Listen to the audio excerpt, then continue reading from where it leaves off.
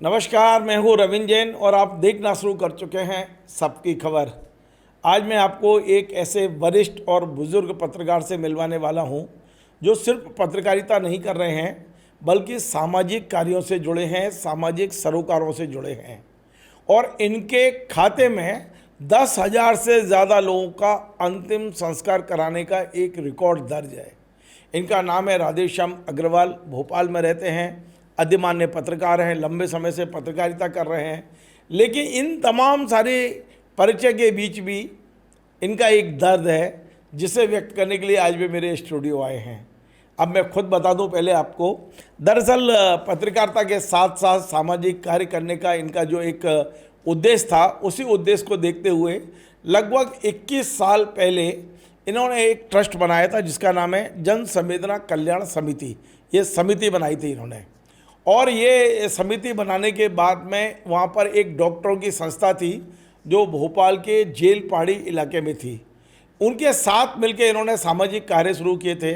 वो संस्था का ऑफिस जहाँ था उस संस्था ने इन्हें अपना ऑफिस भी दे दिया और उसके बाद में इन्होंने, आप सोचिए, 21 साल में भोपाल में 10,000 लोगों का अंतिम संस्कार कराया।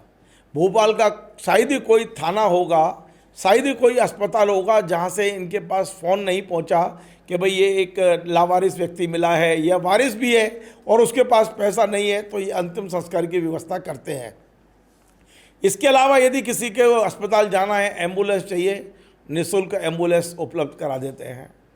कोई गरीब व्यक्ति है, भोजन नहीं है तो लोगों को भोजन करा रहे, लाखों लोगों को भोजन कराया है इन्होंने। अब इनका दर्द क्या है, मैं इनके सीधा इनको जोड़ूंगा। मैं बता दूं, दरअसल जिस जगह इनका कार्यालय है वो कार्यालय इनको दिया था डॉक्टर क्लब ने, लेकिन डॉक्टर क्लब के नाम से भी वो रजिस्टर्ड नहीं था। हालांकि उस समय जो मंत्री थे रसूल अहमद सिद्दीकी साहब, उन्होंने भूमि पूजन किया था, उन्होंने मौखिक वो जगह उपलब्ध करा दी थी और उस डॉक्टर्स क्लब ने इनको वहाँ ये बिठाया और ये लगातार वहाँ से काम कर रहे हैं। RS अग्रवाल का कहना यह कि मध्य प्रदेश सरकार नियम अनुसार हमें 5,000 स्क्वायर फीट जगह दे दे ताकि मेरे आने वाली पीढ़ी भी इन सामाजिक कार्यों को, सरोकारों को आगे बढ़ा सके। लेकिन हमारे मध्य प्रदेश के अधिकारी फाइल पे फाइल, आपकी चप्पलें घिस जाएंगी लेकिन आपको जगह नहीं मिलेगी। आपने कब्जा कर लिया है, ठीक है, लेकिन ये आप विधिवत आवंटन चाहते हो तो आप सोचिए 21 साल हो गए। ये मेरे पास तमाम सारे कागज हैं, सरकार, संभाग आयुक्त, collector, chief secretary, revenue, PS revenue, सबके पास जा रहे हैं। इवन प्रधानमंत्री कार्यालय तक से पत्र आ गए हैं, लेकिन इनको वो 5,000 स्क्वायर फीट जिसका ये पैसा देने को तैयार है, विधिवत नहीं मिल पा रहा है। पिछले दिनों जब इन्होंने अपना एक मोबाइल खोला तो उसमें मुख्य सचिव का एक मैसेज था।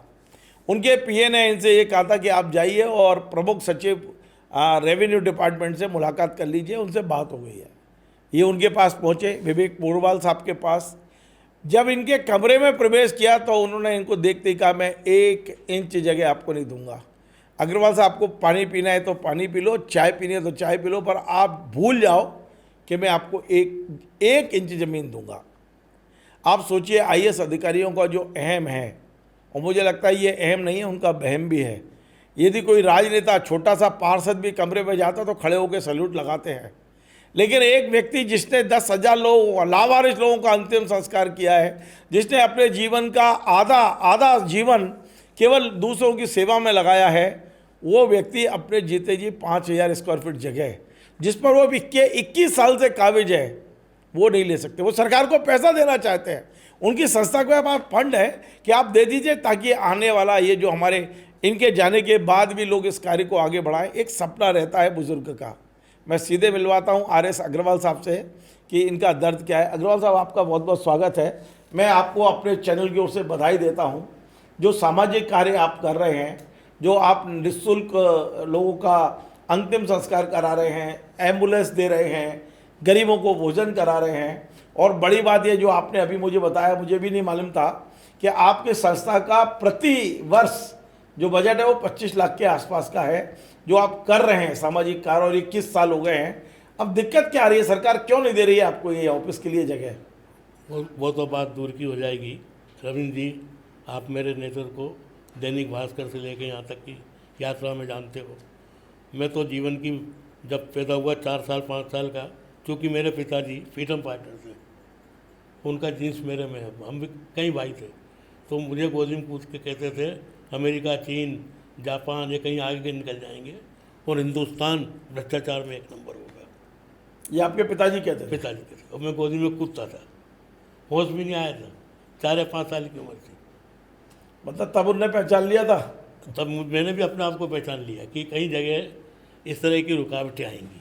मतलब आप भोपाल में जेल पाड़ी के जिस इलाके में खुद काबिज है, हाँ। वहां से आप सामाजिक कार्य कर रहे हैं, हाँ। और आपकी इच्छा ये है कि इसका विधिवत आवंटित हो जाए, इसके लिए सरकार पैसे ले ले। हाँ। सरकार में कलेक्टर ने, कमिश्नर ने प्रस्ताव भी बना दिए हैं, हाँ। लेकिन बल्लभ भवन में कोई आपको लिफ्ट ही नहीं दे रहा। पता नहीं क्या कारण है, क्या क्यों है। कई जगह से मालूम करने की कोशिश की गई तो कहने के संघ के लोगों ने अटैक डाल रखी है, संघ के RSS के लोगों ने, कोई लोगों ने मुख्यमंत्री का नाम लिया। मैं एक IAS अधिकारी, संघ तो खुद सामाजिक कार्य करता है, वो क्यों डालेंगे भाई? पता नहीं। एक IAS अधिकारी है कि भाई मुख्यमंत्री बिना नहीं होगा, गौतम सिंह। नहीं तो मुख्यमंत्री का भी उद्देश्य समाज कल्याण का है, संघ का कार्य भी सामाजिक कल्याण का है, वो क्यों डालेंगे काम? नहीं, मुख्यमंत्री को समय नहीं है, मुख्यमंत्री चाहते नहीं है जो भी हो। तो वो घटना क्या हुई थी जब आप मुख्य सचिव का आपको मेल आया, हाँ। और आप प्रमुख सचिव के पास पहुंचे? भाई फिर 2 दिन तक तो मुख्य सचिव का PA जो है वो बोलता रहा कि आप एक और मेल कीजिए। फिर मेल किया, एक मेल कर ही चुके थे, फिर मेल के बाद ये मेल आया कि आप डिस्कशन कर लें प्रमुख सचिव रेवेन्यू से। मैं उनके नेचर को पहले से जानता हूँ। ये 1.25 साल पहले मैं यह दरख्वास्त लेके कागज़ उनके पास नहीं थे, देख के गया था आप यहाँ कैसे आ गए, ये जगह का जो निर्णय करके भेजा वो जाने, उनका काम जाने, उनने क्यों भेज दिया। मतलब 1.25 साल से प्रश्नवाचक चिन्ह लगा था। हमने कहा मुख्य सचिव से मिले। अभी तक आप किस किस मंत्री और अधिकारियों से मिल चुके हो?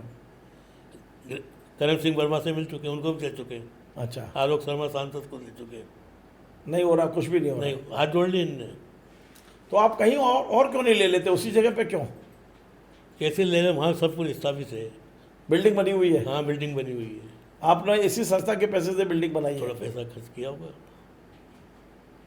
अग्रवाल साहब, अभी तक आप सच सच बताओ, कितने अंतिम संस्कार आपकी संस्था द्वारा हुए हैं? 9,000 लावारिस लोगों का रिकॉर्ड है आपके पास? रिकॉर्ड है मेरे पास, ये मोटी 9,000 का लावारिस, और जो बारिश लोग 1,000, मतलब 10,000 से ज़्यादा।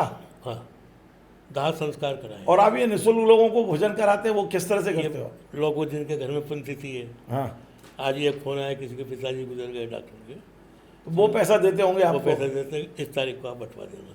तो ये आपकी संस्था की आय कहाँ से होती है? लोग भागीदारी, जन भागीदारी, लोग पैसा देते हैं ऑटोमेटिक कहीं। तो पहले वो देखते होंगे कि आप काम कर रहे हो तभी तो देंगे, वैसे कैसे कोई पैसा दे देगा? 21 साल में यही तो कमाए राधे श्याम ने। अच्छा, किसी भी से भी पूछ लो आप। चलिए, यदि अपन ये मान के चलें कि ये कार्यक्रम माननीय मुख्यमंत्री जी देख रहे हैं, मुख्य सचिव देख रहे हैं, तो आप उनसे क्या कहना चाहेंगे? आप कह दीजिए, इस समय आपकी बात पहुंच जाएगी। भाई मुख्यमंत्री जी से तो क्या कहूँगा, वो उज्जैन के महाकाल का उनको आशीर्वाद है, पर राधेश्याम अग्रवाल भी महाकाल के आशीर्वाद से आपके सामने बैठा हुआ है।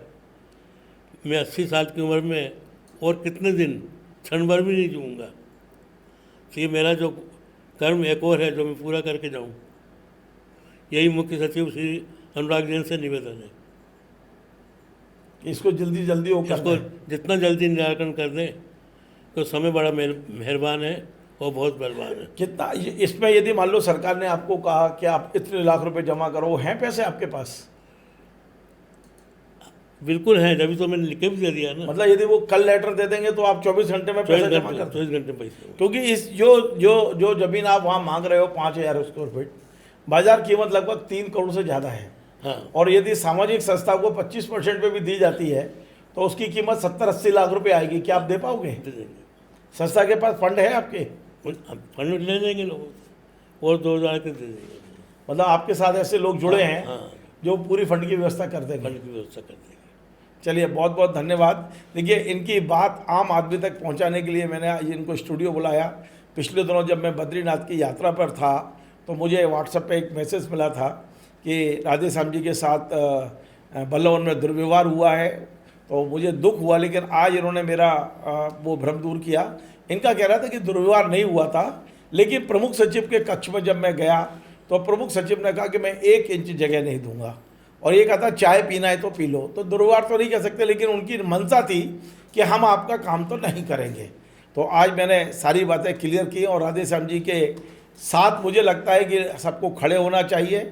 और ये जो कार्य कर रहे हैं, पहले एक बार देख ले, मुख्यमंत्री जी खुद उस संस्था में चले जाएं या किसी को भेज दें, और आपको लगता है कि जो काम सरकारों को करना चाहिए, भूखों को रोटी देना, ज़रूरतमंदों को इलाज देना, एम्बुलेंस देना, निराश्रितों का अंतिम संस्कार कराना, जो काम सरकार को करना चाहिए,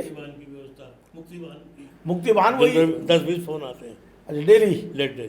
आप सोचिए कि मुक्तिवान की व्यवस्था ये कर रहे हैं, एम्बुलेंस की व्यवस्था कर रहे हैं, गरीबों को भोजन करा रहे हैं, अंतिम संस्कार करा रहे हैं, जो काम सरकार को करना चाहिए। यदि कोई 80 साल की उम्र में ये व्यक्ति लगन के साथ कर रहे हैं और चाहते हैं कि ये सतत प्रक्रिया चलती रहे, सरकार को एक बार चिंतन करना चाहिए कि इनकी जो मंशा है, एक बार बैठ के टेबल पे बात करें। और सरकार यदि नहीं भी देना चाहती है, सरकार नहीं भी देना चाहती तो एक बार सम्मान के साथ बताए तो क्यों नहीं देना चाहते आप। तमाम सारी महत्वपूर्ण जगहों पर आपने ऐसी संस्थाओं को तो दिए हैं जो सामाजिक दूसरी है। मैंने देखा है कई समाज के भवनों के लिए जगह आपने दी है, कई आपने सामाजिक संस्थाओं को उपकृत किया है। तो इनके अंदर ऐसा क्या है जो सरकार के अधिकारी घुसते ही बोल देते कि हम आपको 1 इंच जगह नहीं देंगे। एक बार विचार ज़रूर करिए, पूरा मूल्यांकन करिए, और आपको लगता है कि यदि ये वाकई आपके काम को आसान कर रहे हैं तो इनकी मदद ज़रूर करिए। नमस्कार।